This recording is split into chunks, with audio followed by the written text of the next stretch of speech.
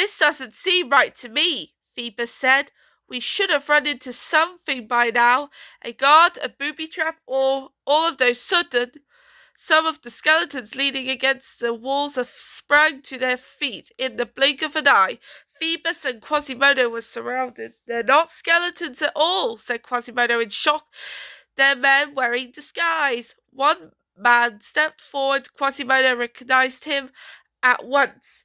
It was Clopin, the man he'd seen at the festival. "Well, well, well," the head of the gypsies began. "What have we here?" "Trespassers! Spies!" interrupted two of his men. "We're not spies. Listen to us," Phoebus protested. "You've got to listen." Clopin turned to his men. "Bind and gag them." From all the sides the angry men closed in. They bound Quasimodo and Phoebus and carried them to the large chamber. Clopin gestured to the room. "So now you have seen the Court of Miracles. How very clever you have found our hideaway. Unfortunately, you won't live to tell the tale." He held up a noose and shook it in Phoebus's face. "We're going to have a little party, and guess who's going to hang around for it?" "Stop!" Esmeralda ran into the court and pushed her way toward Clopin. "These men are our friends," she told him. Clopin was amazed. "They are?" "This soldier saved the miller's family," explained Esmeralda, "and Quasimodo helped me escape from the cathedral." Phoebus faced the crowd. "We came to warn you. Frollo's coming. He told me he knows where you are hiding," added Quasimodo, "and he's attacking at dawn with 1,000 men." The crowd stirred in fear. "We can't waste any time," Esmeralda said to her people. "If Frollo attacks at dawn, we must leave by midnight." She turned to Phoebus. "You took a terrible risk coming here. It may not exactly show, but we're very grateful." "Don't thank me," said Phoebus. "Thank Quasimodo. He's the real hero." Esmeralda hugged Quasimodo. "I think I know that better than anyone. Without this man's help," said Phoebus, addressing the gypsies, "I never would have found my way here. Never would I become a voice." Frollo stood triumphant at the entrance. His soldiers blocked all the means of escape. The Minister of Justice strode to the center of the room. After 20 years of searching, the Court of Miracles is mine at last. As the prophet goes, good things come to those who wait. Listen and follow." He smiled at Quasimodo and ruffled his hair. "Dear boy, I always knew one day you'd be used to me," he said. "You led me right here." Quasimodo's eyes grew wide. "Oh no!" He buried his face in his hands. Esmeralda flew to Quasimodo's defense. "You tricked him," she told Frollo. Frollo ignored her. "And look what else I've caught in my net. It's Captain Phoebus, back from the watery grave." He poked Phoebus on his injured shoulder. "I shall remedy that. And as for you," Frollo said, sneering at Esmeralda, "you are guilty of the crime of witchcraft. You too shall pay with your life." Frollo motioned to his sergeants. "Lock them up." Then he addressed the gypsies. "There will be a little bonfire in the square tomorrow. You're all invited to attend." Quasimodo clutched at Frollo's cape. "No, please." Frollo brushed him away. "Take this one back to the bell tower and make certain he can't escape." The soldiers took the prisoners away, and Quasimodo, overcome with grief, collapsed on the floor. The next day at sunset, a crowd had gathered in the square. Caged prisoner carts carrying the gypsies and Phoebus rolled to the foot of Notre Dame.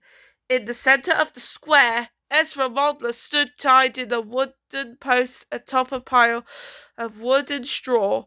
Frollo climbed a high platform in the center of the square. The prisoner, Ezra Modeler, he announced, has been found guilty of the crimes of witchcraft. The sentence he moved is death. Powerless to help, the Archdeacon looked on sadly from the cathedral door. Frollo's men had surrounded him.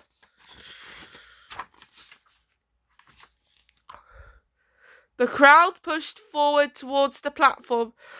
"Release her!" cried the townswoman. "She's done nothing wrong." Frollo sneered at the angry crowd. He snapped his fingers and a soldier advanced with a flaming torch. "Take it, Frollo!" cried the square to Ezra Modeler. "The time has come, gypsy," he said. "You stand on the brink of the abscess yet, even how it is not too late. I can save you from the flames to this world of the next. Choose me or the fire." Ezra Modeler said nothing. Frollo began to tremble. Ezra Modeler's defiant silence spoke more than 1,000 words. Enraged, he faced the crowd. "The evil witch has made her decision. She has put in the soul of every citizen of Paris in mortal danger." In the bell tower, a chained Quasimodo knelt between two columns of stone. His head hung down as he stared hopelessly at the floor. "Come on, Quasi, snap out of it," pleaded Hugo. "You gotta break these chains. You can do it. You're the strongest guy in town." "It's all my fault," mumbled Quasimodo disappointedly. "You cannot let Frollo win," Victor insists. "He already has," Quasimodo said softly. "So that's it?" asked Hugo. "You're giving up?" "You know," Laverne told Quasimodo, "these chains aren't what's holding you back. I think you're still jealous." "Leave me alone," Quasimodo snapped at them. "Okay, Quasimodo," said Hugo. His voice broke. "We'll leave you alone. After all," Victor added, deeply hurt, "we're only made of stone." Laverne sadly shook her head. "We just thought you were made of something stronger." The gargoyles turned to stone. Quasimodo listened as Frollo's booming voice addressed the crowd below. "She stands before you," Frollo shouted, "exposed for the monster that she is. Therefore, it is my scared duty to see that she no longer lives on earth.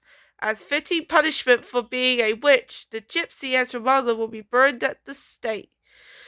The crowd roared at one. "No! No!" Quasimodo roared back.